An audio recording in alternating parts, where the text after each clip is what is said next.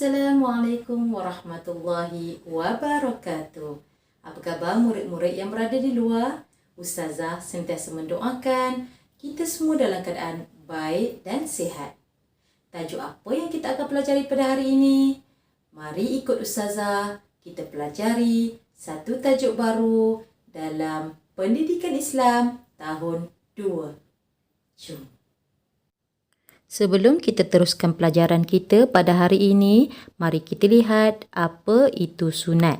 Sunat ialah sesuatu yang kita lakukan akan mendapat pahala jika ditinggalkan tidak berdosa.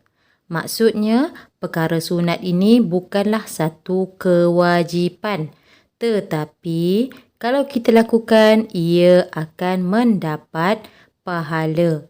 Sekiranya kita tidak lakukan, tidaklah menjadi satu dosa. Perkara sunat walaupun mudah, ianya tetap mendapat ganjaran di sisi Allah. Mari kita lihat satu persatu bacaan sunat di dalam solat. Yang pertama, membaca doa iftitah. Bila kita perlu membaca doa iftitah? Doa iftitah dibaca sebelum kita membaca surah Al-Fatihah. Sebelum kita membaca surah Al-Fatihah. Mari ikut Ustazah, sama-sama kita baca doa iftitah. Allahu Akbar kabira. Walhamdulillahi kathira wa subhanallahi bu'ratan wa asila. Kita ulang. Allahu Akbar kabira walhamdulillahi kathira wa subhanallahi bu'ratan wa asila. Kita sambung. Wajjahtu wajhiya lilladzi fataras samawati wal ard. Wajjahtu wajhiya lilladzi fataras samawati wal ard. Seterusnya, hanifam muslimau wa ma ana minal musyrikin. Hanifam muslimau wa ma ana minal musyrikin. Inna salati wa nusuki wa mahyaya wa mamati lillahi rabbil alamin. Inna salati wa nusuki wa mahyaya wa mamati lillahi rabbil alamin. La syarika lahu wa bidzalika umirtu wa ana minal muslimin. La syarika lahu wa bidzalika umirtu wa ana minal muslimin. Mari kita ulang sekali lagi membaca doa iftitah. Kita akan baca daripada awal sehingga akhir.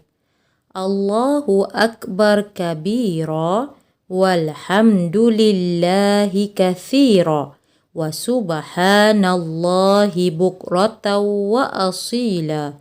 Wajjahtu wajhiya lilladzi fataras samawati wal ard. Hanifam musliman wa ma ana minal musyrikin. Inna salati wa nusuki wa mahyaya wa mamati lillahi rabbil alamin. La syarika lahu wa bidzalika umirtu wa ana minal muslimin. Bacaan sunat solatku yang kedua. Membaca ta'awuz secara perlahan sebelum membaca surah Al-Fatihah. Membaca ta'awuz secara perlahan sebelum membaca surah Al-Fatihah. Ta'awuz itu apa Ustazah? Ta'awuz itu ialah lafaz yang kita selalu sebut sebelum membaca surah Al-Fatihah. Apa lafaz ta'awuz? Lafaz ta'awuz ialah A'udzu billahi minasyaitonir rajim. A'udzu billahi minasyaitonir rajim. Baru kita sambung surah Al-Fatihah. Itulah yang dinamakan ta'awuz. Yang ketiga, membaca amin selepas membaca surah Al-Fatihah. Membaca amin selepas membaca surah Al-Fatihah. Apa lafaz dia? Lafaz dia ialah amin. Perkara ini selalu kita lakukan selepas membaca surah Al-Fatihah. Yang keempat, membaca surah selepas membaca surah Al-Fatihah dan amin.